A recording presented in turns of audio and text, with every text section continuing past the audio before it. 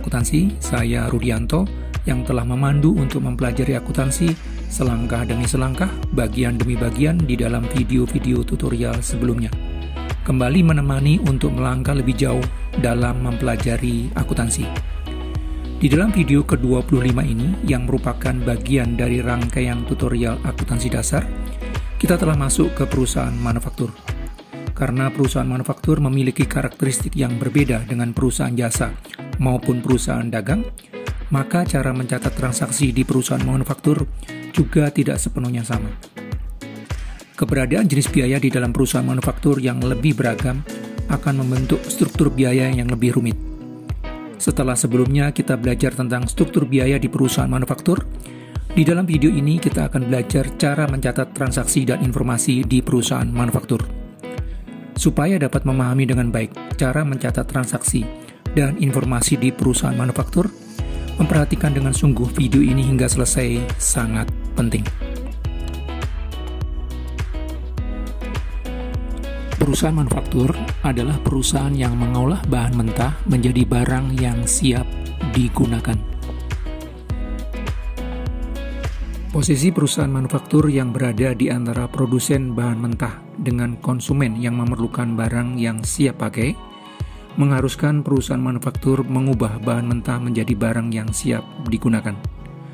Untuk mengubah bahan mentah menjadi barang yang siap digunakan, diperlukan elemen tambahan yang membentuk struktur biaya dari produk yang dihasilkan perusahaan manufaktur.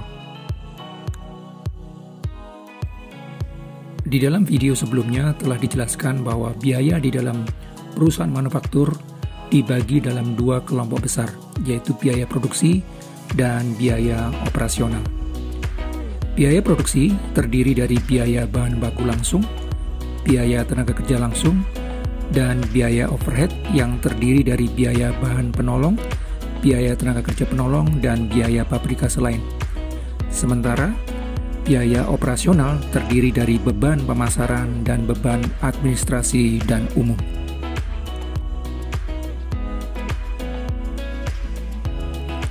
Akuntansi merupakan sistem informasi yang berbasis dokumen untuk menghasilkan informasi keuangan bagi berbagai pihak yang berkepentingan, maka harus bisa diverifikasi. Supaya bisa diverifikasi, maka transaksi yang terjadi harus dicatat di dalam media pencatatan resmi yang digunakan perusahaan, yaitu jurnal. Pencatatan transaksi dimulai dengan identifikasi aktivitas sebagai transaksi tertentu. Identifikasi transaksi berkaitan dengan pemilihan akun untuk menampung transaksi yang terjadi. Mengidentifikasi transaksi sebagai bagian dari aktivitas yang melibatkan akun temporer atau akun permanen akan menentukan laporan keuangan yang disajikan.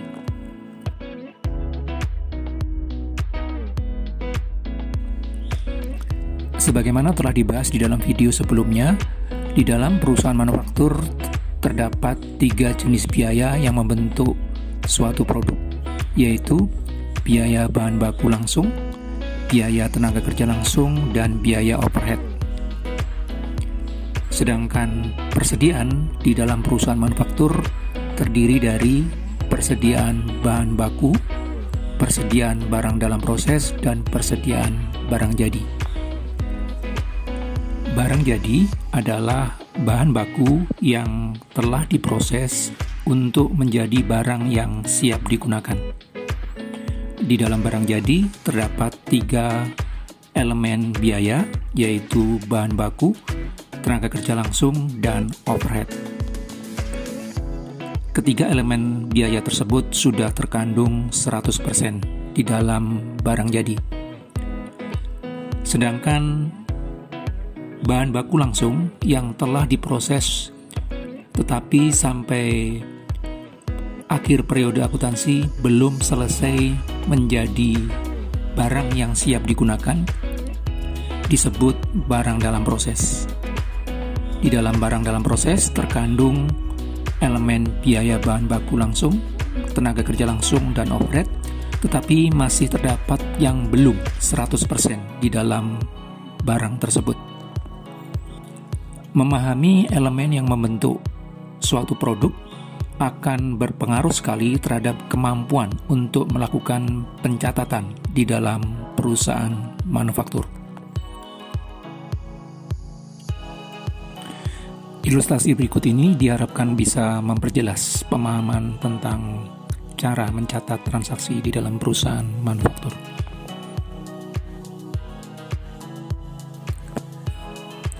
PT Perabot Kita adalah perusahaan produsen lemari bermerek Lema. Perusahaan mempergunakan kayu sebagai bahan baku utama, sedangkan cat, paku, lem, dan kaca merupakan bahan penolong. Tukang kayu adalah tenaga kerja langsung yang mengerjakan proses pembuatan lemari. Perusahaan mempergunakan metode periodik di dalam akuntansinya. Dari hasil stock opname pada awal Januari, diketahui bahwa perusahaan memiliki persediaan bahan baku langsung sebesar 106 juta, persediaan bahan penolong sebesar 65 juta, persediaan barang dalam proses sebesar 238 juta, dan persediaan barang jadi sebesar 414 juta.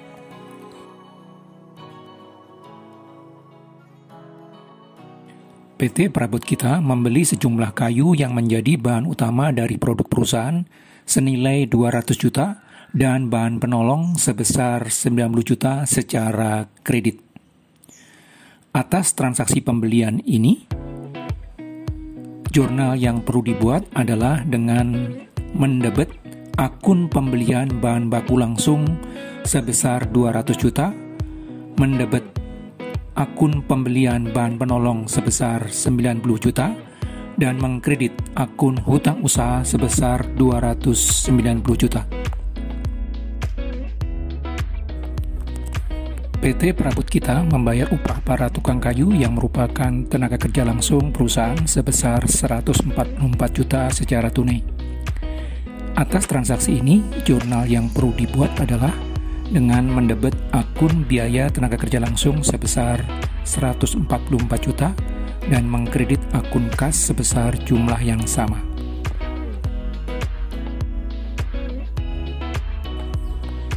PT Perabot Kita membayar gaji dan upah tenaga penyelia dan kepala pabrik yang merupakan bagian dari tenaga kerja penolong perusahaan sebesar 24 juta secara tunai.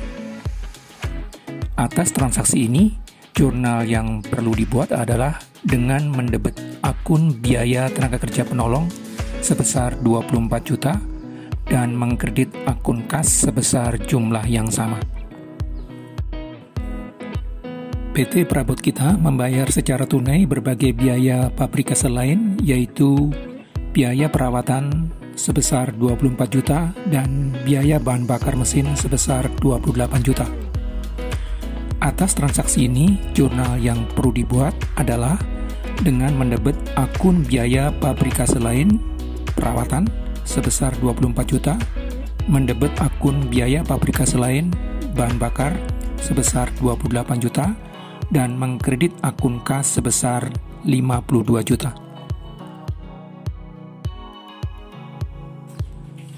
PT Perabot Kita membayar biaya listrik bulan Januari sebesar 22 juta. Dari total biaya ini, sebesar 60% dibebankan kepada pabrik, sebesar 20% dibebankan kepada kantor pemasaran, dan sisanya dibebankan kepada kantor administrasi. Atas transaksi ini, jurnal yang perlu dibuat adalah dengan mendebet akun biaya listrik pabrikase lain sebesar 13.200.000, mendebet akun beban listrik pemasaran sebesar Rp4.400.000, mendebet akun beban listrik administrasi sebesar Rp4.400.000, dan mengkredit akun kas sebesar 22 juta.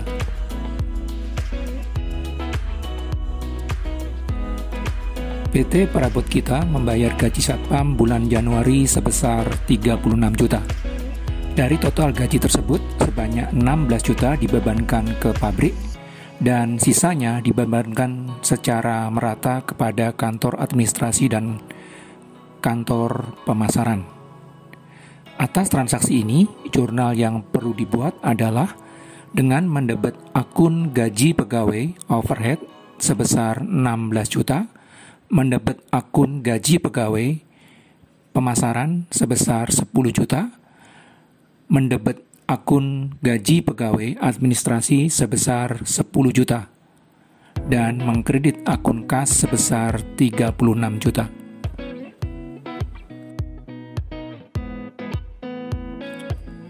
Dari hasil stok opname pada akhir bulan Januari, diketahui bahwa nilai persediaan bahan baku langsung sebesar 141 juta. Sedangkan nilai persediaan bahan baku langsung pada awal Januari sebesar 106 juta. Atas informasi ini, jurnal penyesuaian yang perlu dibuat adalah dengan mendebet akun ikhtisar laba rugi sebesar 106 juta, dan mengkredit akun persediaan bahan baku sebesar 106 juta. Mendebet akun persediaan bahan baku sebesar 141 juta dan mengkredit akun ikhtisar laba rugi sebesar 141 juta.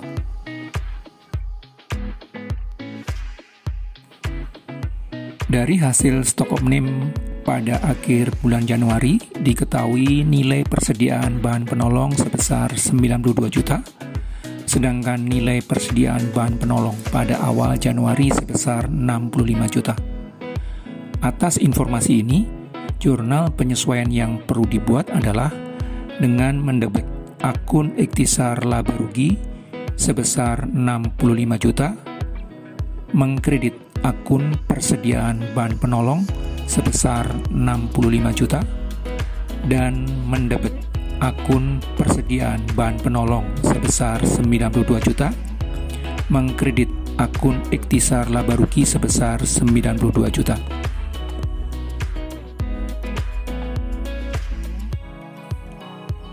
Dari hasil stok opname pada akhir bulan Januari, diketahui nilai persediaan barang dalam proses sebesar 96 juta. Sedangkan nilai persediaan barang dalam proses pada awal Januari sebesar 238 juta. Atas informasi ini, jurnal penyesuaian yang perlu dibuat adalah dengan mendebet akun ikhtisar laba rugi sebesar 238 juta, mengkredit akun persediaan barang dalam proses sebesar 238 juta, dan mendebet akun persediaan barang dalam proses sebesar 96 juta, mengkredit akun ikhtisar laba rugi sebesar 96 juta.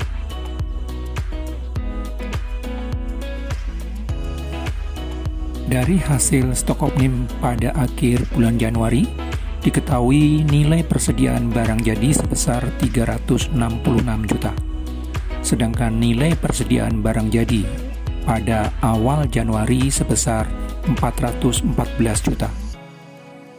Atas informasi ini, jurnal penyesuaian yang perlu dibuat adalah dengan mendebet akun ikhtisar laba rugi sebesar 414 juta, mengkredit akun persediaan barang jadi sebesar 414 juta, dan mendebet akun persediaan barang jadi sebesar 366 juta, mengkredit akun ikhtisar laba rugi sebesar 366 juta.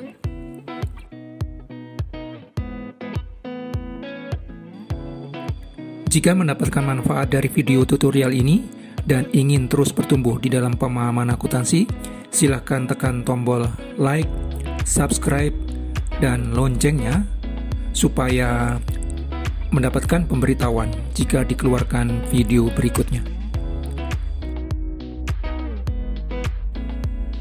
Sebagai praktisi dan pengajar akuntansi yang juga penulis berbagai buku akuntansi, materi tertulis dari video ini bisa didapatkan dari berbagai buku akuntansi yang saya tulis, khususnya pengantar akuntansi yang terbit di tahun-tahun yang berbeda.